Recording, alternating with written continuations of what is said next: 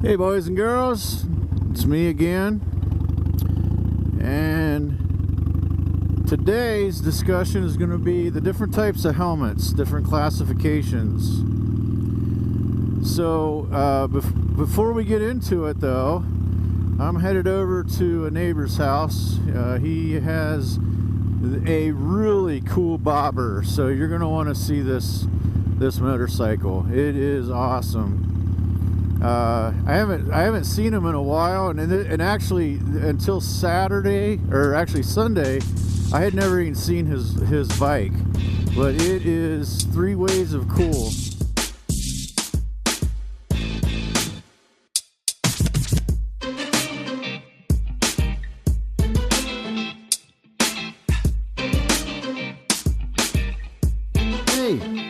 Hey buddy. What's happening?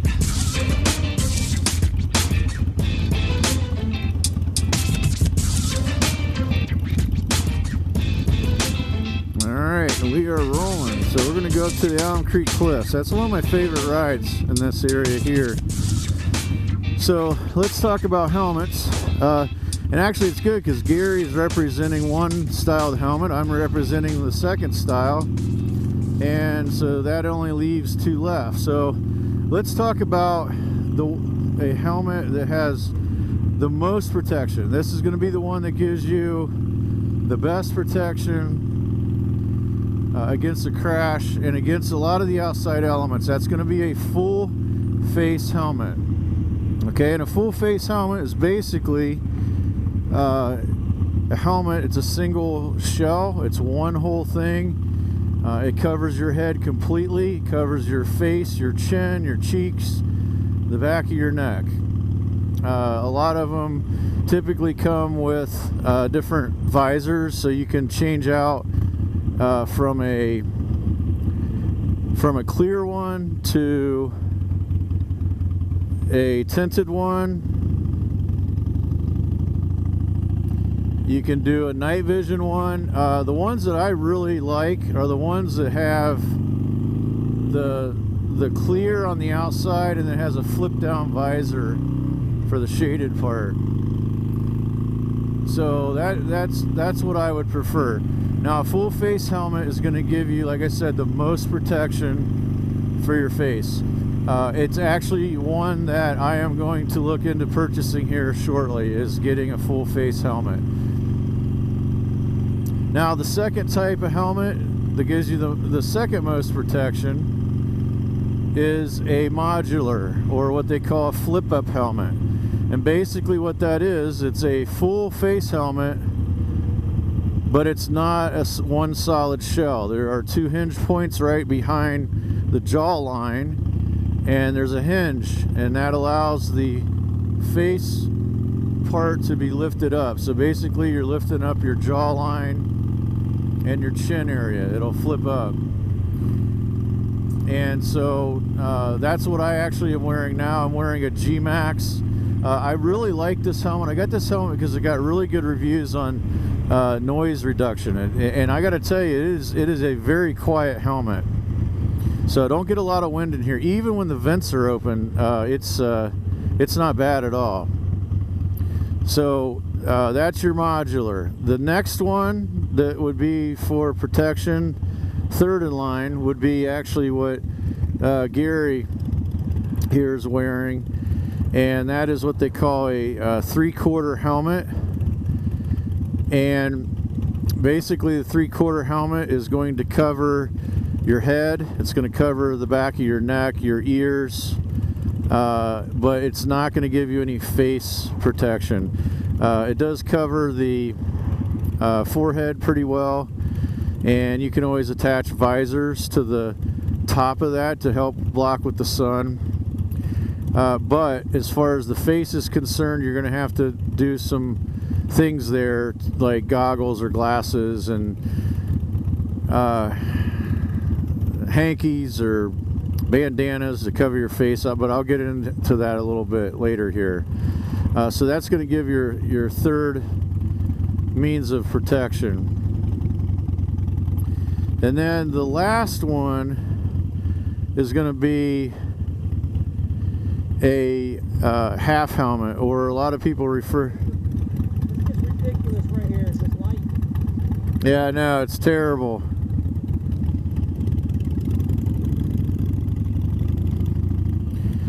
So then the next one's going to be a half helmet, or what they refer to as a brain bucket, or a skid lid. And that's basically just covering the top of your head, basically from the ears up. And that's going to give you the least amount of protection. The only thing after that is basically no helmet. So let's talk about the advantages and disadvantages of each one. Now, the full face helmet, like I said, is going to give you the most protection. And one thing you have to consider about a full face helmet, it's going to give you some a lot of protection, and it's also going to eliminate a lot of the accessories that you're going to have to put on your bike to make up for, say, a 3/4 helmet or a brain bucket. And that's going to be, with a full face shield, obviously you're protecting your face. You have a windshield or a visor there. You have typically a drop down shaded visor, so that's your wind protection. And then your ears are covered, so you're covered there. Your chin's covered. A lot of them come with netting underneath the chin area, so that if there's a rock or something that comes up off the road, it doesn't go up underneath the helmet and hit you in the neck. It's going to provide excellent bug protection, so it's going to stop the bugs from hitting your face. And again, noise, decibel levels. There are people that have lost hearing from not protecting their ears on a motorcycle, and they find out that they have hearing loss because of it. So it's going to give you some protection against that. And also, obviously, it's going to be the best in an accident. Now, the only major difference between a full face helmet and the modular helmet is that if you were to get into an accident and your head hits the ground or hits the car, what have you, it's possible, because it's held together mechanically with basically some type of pin or screw on each side of the helmet. It is possible that that could fail under extreme stress and come off, and then obviously your chin and your face is exposed. So that, and the advantage to a modular is that you can flip the front up and down easily. I find it's easier to like pump gas, or if I stop at a light and I need to talk to somebody, or if I just want to get a drink of water, I don't have to take the whole helmet off. I can just lift that modular part up. So that's the advantage, the disadvantage. Obviously, with a 3/4 helmet, you're going to get part of your hearing protection, which is fine, and you can always put earplugs in as well, but you're not going to get your face protection or your eyes. So you're going to have to wear sunglasses or goggles. And I would recommend, if you're going to go that route, do goggles, because you want something that's going to seal around your eyes or your eye socket, so that bugs and wind doesn't get between the sunglasses and your eyes. Because what will happen, they'll start to burn and dry out. And a lot of guys that wear, the brain buckets and the 3/4 helmets, one thing that, they're not going to admit they have, but I guarantee you every single one of the guys have, either in their pocket or their jacket or on their, on the motorcycle, is chapstick. Because you will chap your lips riding around like that. So in the colder weather, you're going to have to also have, with, if you don't have face protection, you're going to have some type of bandana or balaclava. I always get that wrong. balaclava to protect your face. And God forbid a rock comes flying up off the road and hits you in the face, that's gonna hurt. And I've had bugs hit this face mask where I was like, wow, is that really was that really a bug? So I could only imagine that hitting your bare skin. So those are some of the advantages and disadvantages of the different types of helmets.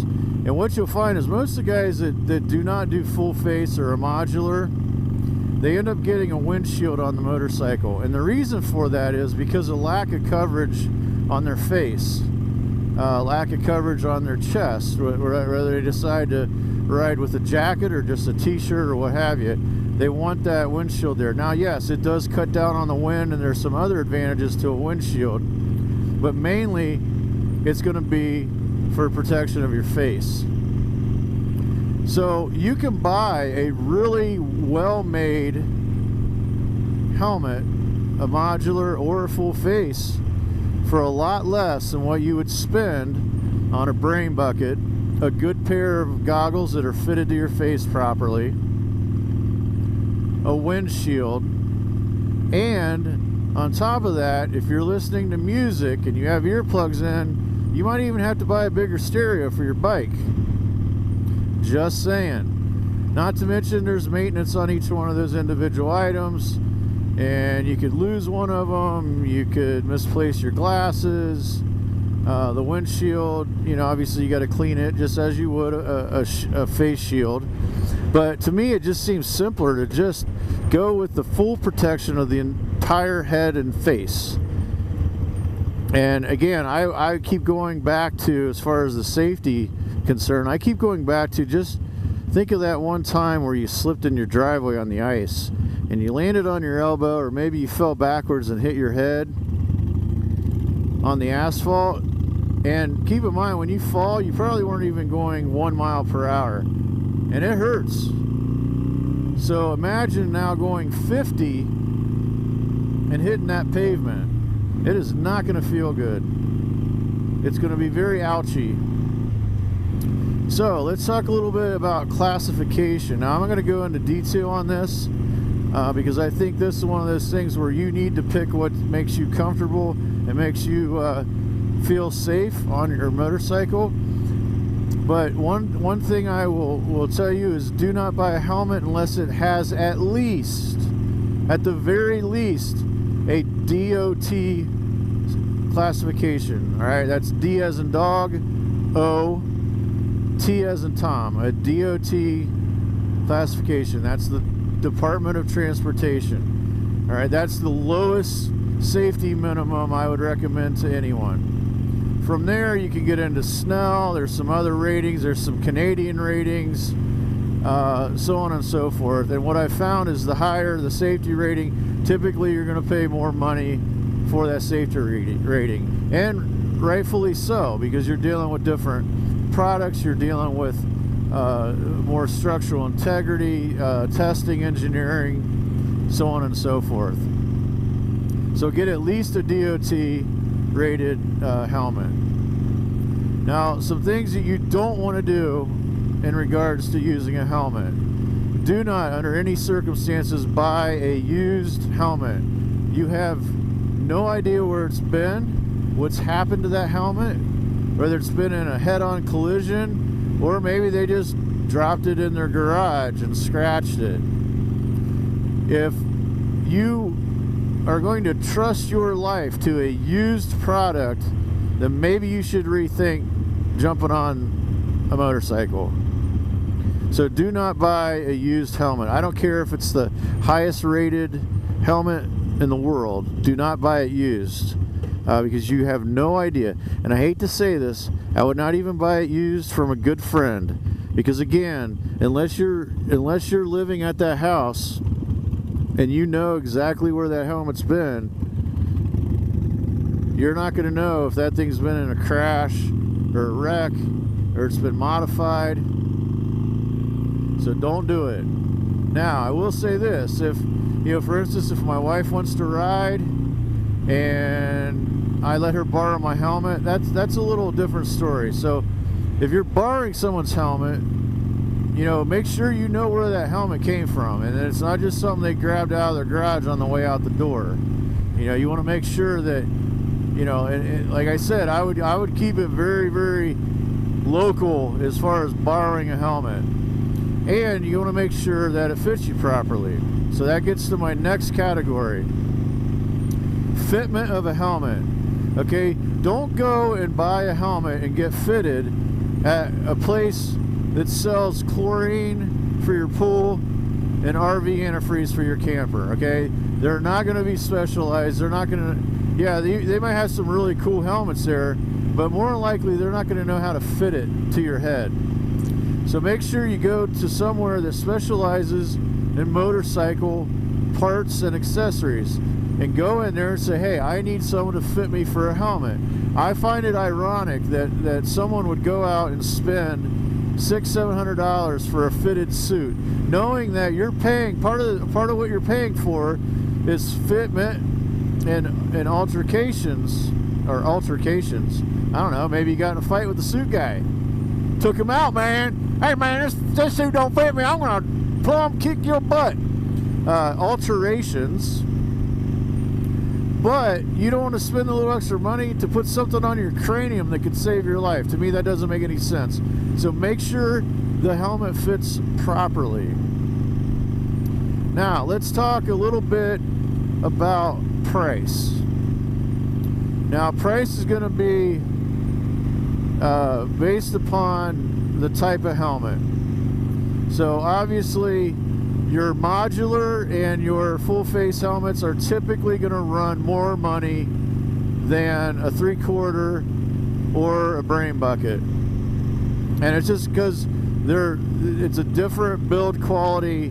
There's obviously more material, and a lot of the modulars are even more expensive than your full face, because there's some components and mechanical parts and pieces on it that is harder to manufacture. So on your full face helmet, what I found is that you can get a really decent full face helmet for around $200.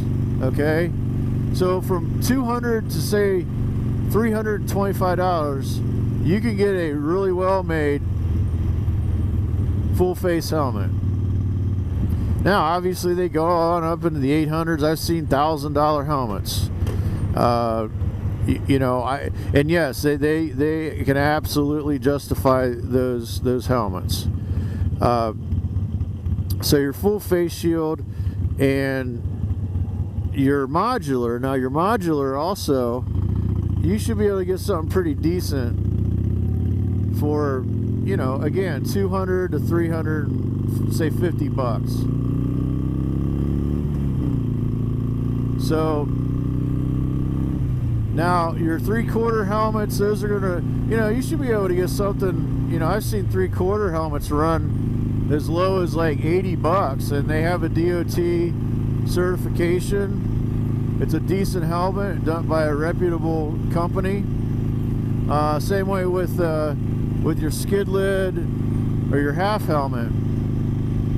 Those are, you know, I mean, they have them up in the $300 range, but I wouldn't spend that much on one. You can get away with probably $80 to $150 on a 3/4 or a half, or what they call a brain bucket, skid lid, etc. So again, buy them from somewhere that's going to fit you properly. Make sure it has at least a DOT classification, certified. Don't buy a used helmet. If you're borrowing a helmet, make sure it fits and you know that person very well, like maybe your husband or your wife. All right, I would not borrow a helmet from Uncle Ted that you only see twice a year and he wants to take you out on his trike. I would not do that. I would not recommend that at all.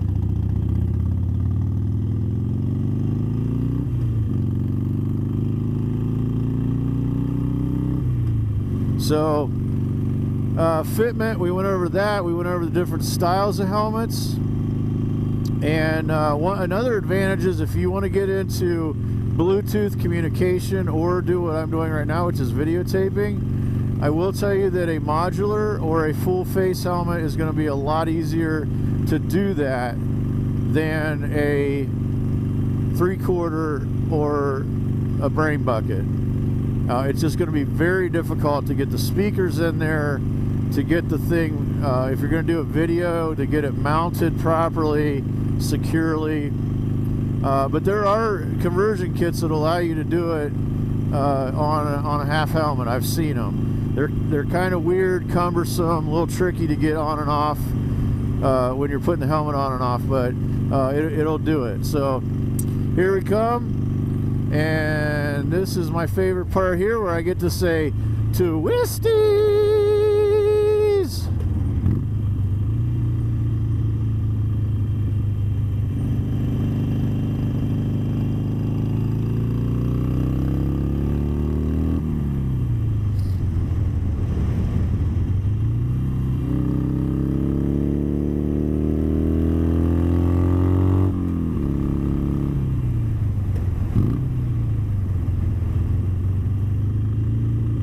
Ah, I love twisties. So I'm giving them the slow down sign because unfortunately this turn's like right here. So I'm taking them up to the cliffs. We're taking them up to the cliffs off of Howard Road. There's a dog. The dog's pretty interested. All right, so guys, well, we talked about helmets, and now let's just talk about random stuff like horses. Share the road with a horse. Hey, why not? Because we share the roads with morons every single day. And honestly, I think some horses are smarter than people. So there you go. Share the road with a horse. And I think here it is again. Share the road with a horse.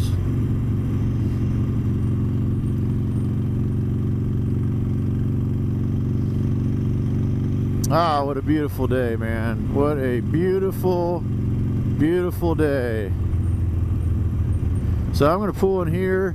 I've never ridden with Gary, so obviously he's on a bobber, and I don't know enough about a bobber to know, you know, how long is too long of a ride. So I'm going to just check and make sure he's doing all right, and that he doesn't need a break or something. So we're just gonna stop here.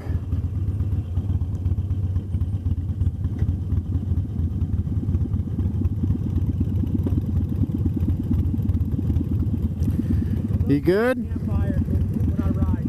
Huh? I love smelling campfires when I ride. Yeah. Oh, I love that bike, man. It's fun, but long ride, but most of the time, I'll take a hand off and rest a little bit. Right. All right.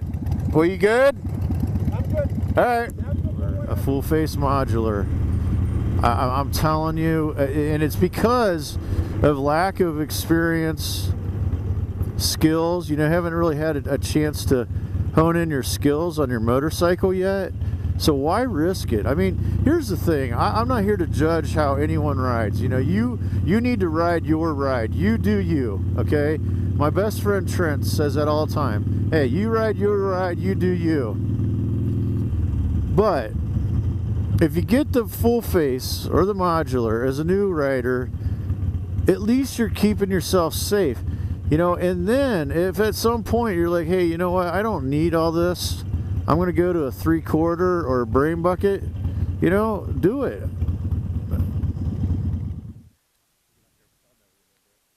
I can get, when we get back, I can give it to you. It's one I do. But there's a lot of bird watchers up here.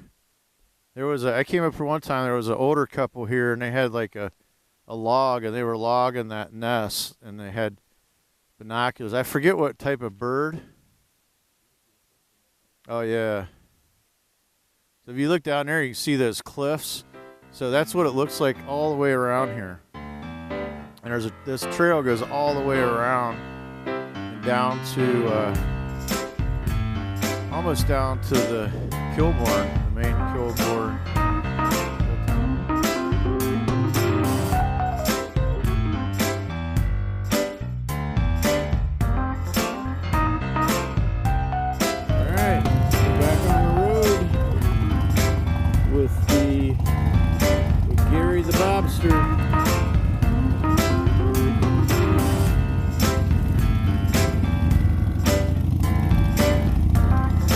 So he was telling me, I asked him what the 77 meant on the side of his bike, and he said it was his dad's old race car racing number. So that's pretty cool. I love that bike, man. I love that style and everything about it. It was just so cool. So Whiskey's on it, but the problem is there's a lot of ground.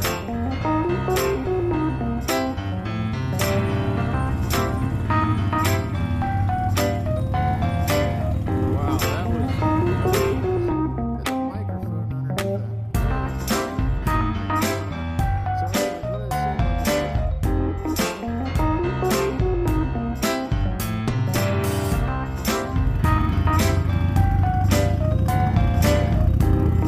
Videoing this, you know, when I first videoed it, I'm like, yeah, I'm flying. And then when you watch it on it's pretty funny.